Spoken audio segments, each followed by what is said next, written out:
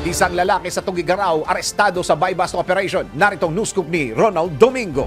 Isang matagumpay na operasyon ng isinagawa ng Cagayan Cops na nagresulta sa pagkadakip ng isang sospek sa illegal na droga sa Pagulayan Street, Barangay Ugok Sur, lungsod ng Tugigaraw.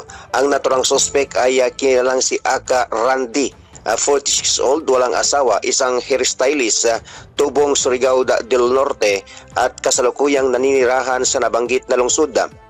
Ang operasyon ay isinagawa na pinagsanib na persa ng Intelligence Operative ng Cagayan Provincial Intelligence Unit, Provincial Drug Enforcement Unit, ang naging lead unit, katuwang ang Regional Drug Enforcement Unit 2, Tugigaraw Component City Police Station at First Cagayan Provincial Mobile Force Company sa ilalim ng Philippine Drug Enforcement Unit coordination. Ang operasyon ay isang bypass na nagresulta sa pagkadakip ng suspect at pagkakumpiska ng mga sumusunod na ebidensya.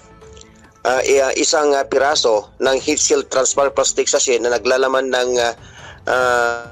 pinaniniwalaang shabu, 3 piraso ng heat seal transparent plastic sachet na naglalaman din ng pinaniniwalaang shabu na nakuha sa kanyang possession.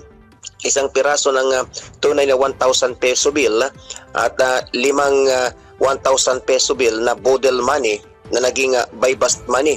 Isang unit ng cellphone, isang piraso ng walang lamang pack na Marlboro.